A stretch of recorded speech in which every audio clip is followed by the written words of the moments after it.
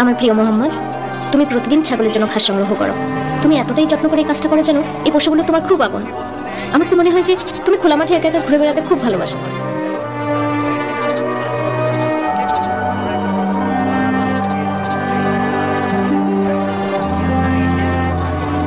তুমি একা থাকতে বেশি পছন্দ করো, অন্য রাখালদের থেকেও দূরে দূরে থাকো। আর ছাগলের পাল নিয়ে যখন ঘরে ফেরো তখন হাতে থাকে দুধে পরিপূর্ণ ভার। তোমার নেকড়ে বা অন্য হিংস্র জন্তুর কোনো ভয় নেই। তুমি বারাকাত জান মোহাম্মদ।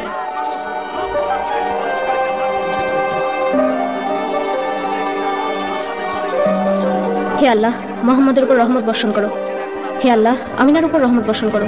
হে মাবুদ, আব্দুল্লাহর উপর রহম করো, কারণ তারা দুজন আমাদের এই পবিত্র শিশু উপহার দিয়ে গেছেন। হে আল্লাহ, মোহাম্মদকে বালা মুসিবত থেকে দূরে রাখো।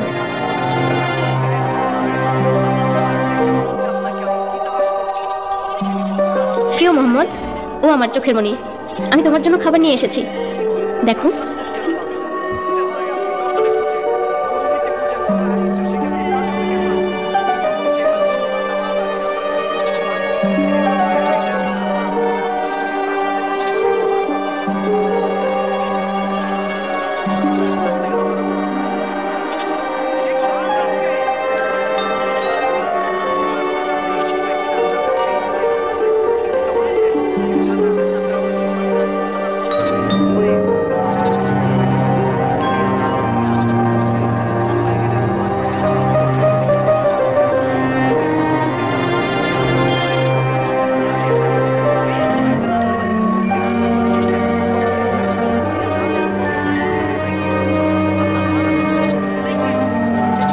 তুমি কি ক্ষুধার্ত?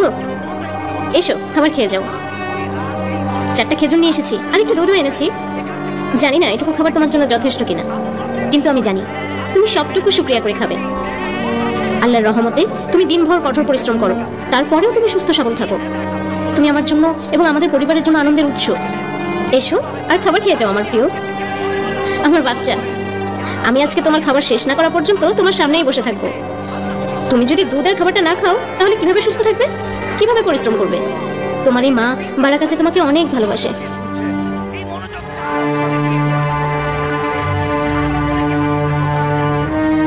হযরত মুহাম্মদ সাল্লাল্লাহু আলাইহি ওয়াসাল্লাম ওনার খুব অল্প বয়সেই তার চাচা আবু তালিবের সাথে থেকে ব্যবসার কাজে তাকে সাহায্য করতেন।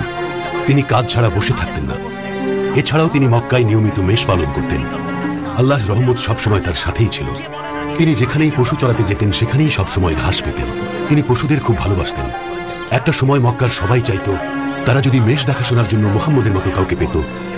নবী মুহাম্মদ সাল্লাল্লাহু আলাইহি ওয়াসাল্লাম বলেন, আল্লাহ তাআলা এমন কোন নবী পাঠাননি যিনি মেষ চড়াননি। সাহাবীরা বললেন, আপনিও তাই করেছেন ইয়া রাসূল? রাসূল উত্তর দিলেন, হ্যাঁ, আমি কয়েক কিরাতের বিনিময়ে মক্কার সাদ গোত্রের অনেক পরিবারেরই মেষ চড়াতাম।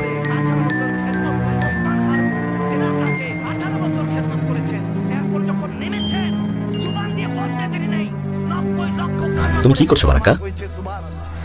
মোহাম্মদের জন্য একটা জামা বানাচ্ছি। এসবই তোমার যত আনন্দ, তুমি মায়ের মতোই ওকে দেখাশোনা করে আসছো। আমাকে বলো তো, সে কি কিছু বলেছে তার ইয়াত্রিবের চাচার বাড়িতে কবে আসবে? আমি এই প্রশ্নের উত্তর কিভাবে দেব? তুমি না জানলে কে জানবে বারাকা? আমার প্রাণের প্রিয় মোহাম্মদ, আল্লাহর কসম তিনি যেখানেই যান না কেন আল্লাহর রহমত ওনার সাথে সাথেই থাকে। আর ইয়াত্রিবে সাঁতার শিখে সেখানকার সব বাচ্চাদের সে সাঁতারে হারিয়ে দিয়েছে। সাঁতার শিখেছে? হ্যাঁ, আর আপনি যদি দেখতেন সে খুব ভালো সাঁতার কাটতে পারে। আর ইহুদিরা? ইহুদিরা ওকে দেখেছে? ইহুদি, ওই শয়তান বদমাশগুলো, ওরা ওকে একের পর এক আঘাত করার চেষ্টা করছিল।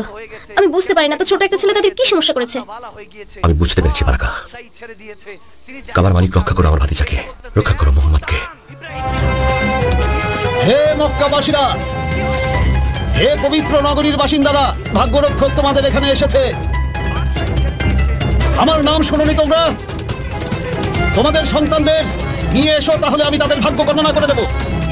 হে পবিত্র নগরীর বাসিন্দারা, তোমরা কি সেই কবির কথা শোনোনি যে আমার সম্পর্কে বলেছিল সবচেয়ে দক্ষ ভাগ্যদ্রষ্টা? আর গণনা নিয়ে সন্দেহ রেখো না।